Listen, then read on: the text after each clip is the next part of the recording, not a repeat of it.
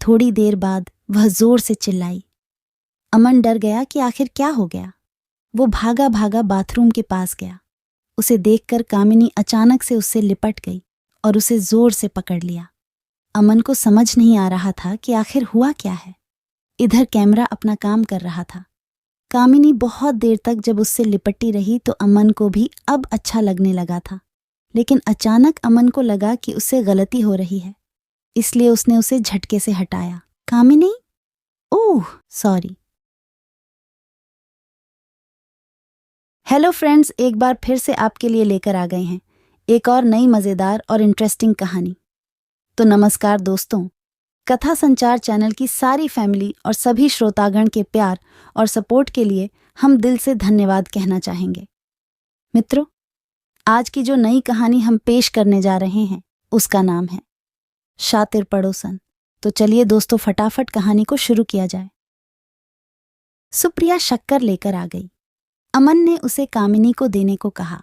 इसी बीच कामिनी की नज़र अमन के घर पर पड़ी। काफी महंगी और एंटिक चीजों से सजा हुआ था उनका घर। जब सुप्रिया ने कामिनी को शक्कर की कटोरी दी तो उसकी नज़र सुप्रिया के गले में पहने नेकलेस पर गई। उसने अंदाजा लगाया कि ये डायमंड का ही होगा। सुप्रिया और अमन दोनों ने कामिनी को घर के अंदर आने को कहा तो उसने कहा कि फिर किसी दिन। कामिनी जब शक्कर की कटोरी लेकर अपने घर गई तो आलोक की नज़र उस पर गई। आलोक, अरे घर में तो इतनी सारी शक्कर पड़ी है, फिर तुम पड़ोस से मांगकर क्यों ले आई?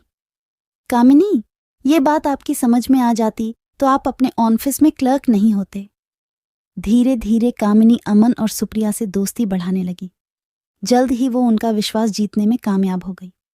कभी कभी सुप्रिया किसी काम से बाहर गई होती तो वो सुप्रिया की गैरहाजिरी में भी अमन के पास चली जाती और उससे घंटों बातें करती। अमन हंसते हुए, अरे बस करिए भाभी, आप तो हंसा हंसाकर जान ही ले लेंगी। कामिनी, अरे ऐसा मत कहिए अमन, आपकी जान हमारे लिए बहुत कीमती है। हम तो आपके लिए अपनी जान भी दे सकते हैं, एक बार बोलिए तो। अमन, ये आप क्या कह रही है? कामिनी, अरे आप तो सीरियस ही हो गए। अब आपकी भाभी को आपसे मजाक करने का भी अधिकार नहीं है क्या? इनडायरेक्टली वो अमन को कई तरह के इशारे भी करती और उसे अपने झूठे प्रेम जाल में फंसाने की कोशिश भी करती, क्योंकि उसे पता था कि अमन बहुत ही अमीर है और वो उसकी सारी ख्वाहिशों को पूरा कर सकता है।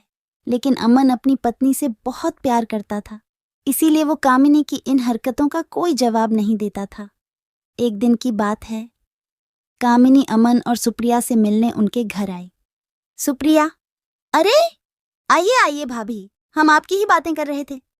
कामिनी, मेरी बात। सुप्रिया, अरे ये अमन तो हमेशा आपकी बात करते रहते हैं। कामिनी, अच्छा क्या कहते हैं अमन? सुप्रिया, यही कि आप बहुत अच्छी है, कितनी मजेदार बातें करती है। आपके जैसी खूबसूरत पड़ोसन मिलना तो आजकल के समय में बहुत ही मुश्किल है। सुप्रिया के मुंह से अपने लिए अच्छी अच्छी बातें सुनकर कामिनी मन ही मन बहुत खुश हो रही थी और उसे लग रहा था कि एक ना एक दिन तीर निशाने पर लग ही जाएगा। इस बीच सुप्रिया के भाई की शादी तय हो गई। उसके मायके वाले उसे बार बार बुला रहे थे, इसलिए सुप्रिया को शादी के 20 दिन पहले ही जाना पड़ा। अमन को इतनी लंबी छुट्टी नहीं मिलती, इसीलिए उसने शादी के कुछ ही दिन पहले जाने का तय किया था। इधर कामिनी को जब पता लगा कि सुप्रिया 20 दिनों के लिए अपने मायके जा रही है तो उसने मन ही मन एक प्लान बनाया। कामिनी मन में, यही सही मौका है अमन को फंसाने का। आलोक भी बाहर है और सुप्रिया भी अपने मायके गई हुई है। सुप्रिया को मायके गए हुए अभी 2 ही दिन हुए थे। रात को 9 बजे कामिनी ने अमन के घर का दरवाज़ा खटखटाया। अमन ने जरा देर से दरवाज़ा खोला। कामिनी, क्या बात है अमन, बहुत देर कर दी दरवाज़ा खोलने में? अमन, अरे नहीं भाभी, ऐसी कोई बात नहीं, वो किचन में रोटियां बना रहा था। आपको तो पता है ना, मुझे बाहर का खाना बिल्कुल पसंद नहीं है। कामिनी, अरे तो मुझे कह दिया होता, मैं बना देती। लगता है आप मुझे पराया समझते हैं। अमन, अरे नहीं नहीं भाभी, ऐसी बात नहीं है, मुझे खाना बनाना अच्छा लगता है। कामिनी, लेकिन मुझे ये अच्छा नहीं लगता कि मेरे रहते हुए आप किचन में खाना बनाएं। कामिनी भले ही अपने घर में कम ही खाना बनाती थी, लेकिन यहाँ तो उसका मकसद कुछ और था। वो किचन में गई और उसके लिए फटाफट खाना बनाने लगी। उसने न सिर्फ खाना बनाया बल्कि अमन को खिलाया भी। अब तो कामिनी सुबह शाम उसके घर आती और उसका खाना बनाती। अमन को कामिनी का ये स्वभाव बहुत अच्छा लगा। एक दिन, अमन, कामिनी भाभी, मैं आपको क्या कहूँ, सच में आप मेरी बहुत मदद कर रही हैं। नहीं तो खाना बनाना और ऑफिस भी संभालना सच में बहुत मुश्किल काम है। एक दिन की बात है, कामिनी सुबह सुबह अमन के घर आई।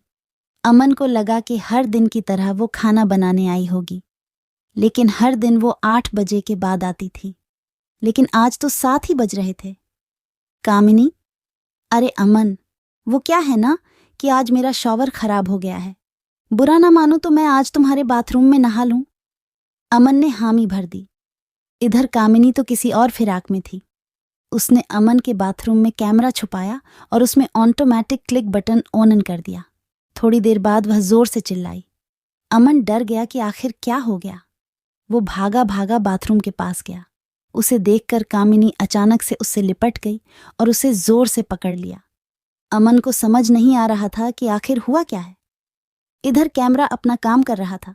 कामिनी बहुत देर तक जब उससे लिपटती रही तो अमन को भी अब अच्छा लगने लगा था, लेकिन अचानक अमन को लगा कि उससे गलती हो रही है, इसलिए उसने उसे झटके से हटाया। कामिनी, ओह सॉरी अमन, वो क्या है ना कि नहाते नहाते अचानक से पता नहीं कहाँ से 2-2 छिपकली बाथरूम में निकल आई। उसे देखकर ही मैं डर गई और जोर से चिल्ला पड़ी। अमन अब भी कामिनी से अपनी नजरें नहीं मिला पा रहा था। इधर कामिनी अपने प्लान में कामयाब हो गई थी। अमन के साथ उसकी सारी तस्वीरें कैमरे में कैद हो गई थीं, जिसमें उन दोनों ने एक दूसरे को गले से लगा रखा था। अगले दिन वो सारी तस्वीरें अमन को लिफाफे में अपने घर के बाहर पड़ी मिली। उन तस्वीरों को देखकर उसका दिमाग चकरा गया। तभी कामिनी वहां गई। उसके हाथ में भी एक लिफाफा था। कामिनी, अमन, ये देखो, किसी ने कल हमारी तस्वीरें खींच ली है। वो मुझे ब्लैकमेल कर रहा है और कह रहा है कि अगर मैं 1 लाख रुपए उसे नहीं दूंगी तो वह यह तस्वीरें मेरे पति को दिखा देगा। अमन देखो, मैं एक सीधी शादी भारतीय नारी हूं। मुझे नहीं पता कल किसने ये हरकत की है।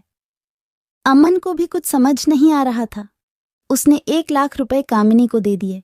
हालांकि उसे कामिनी पर रत्ती भर भी शक नहीं था, लेकिन कामिनी ने एक बार फिर से उससे 5 लाख रुपए मांगे तो उसका दिमाग ठनका। फिर भी उसे ज्यादा शक नहीं हुआ। उसने 5 लाख रुपए भी उसे दे दिए, लेकिन जब अमन सुप्रिया के पास जाने की तैयारी कर रहा था तो कामिनी ने फिर से उसे 2 लाख रुपए मांगे। इस बार अमन को लगा कि दाल में जरूर कुछ काला है, हालांकि गलती उससे भी तो हुई थी। अमन ने बहुत सोचा और उसने सुप्रिया से माफी मांगते हुए उसे सारी बातें फोन पर बता दी। सुप्रिया उसी समय अपने मायके से अमन के पास लौट आई। उस दिन कामिनी जब शाम को 2 लाख रुपए लेने आई तो उसने सुप्रिया को देखा। सुप्रिया को देखकर उसका चेहरा उतर गया। कामिनी, अरे तुम कब आई सुप्रिया? सुप्रिया, जी अभी आई हूं भाभी।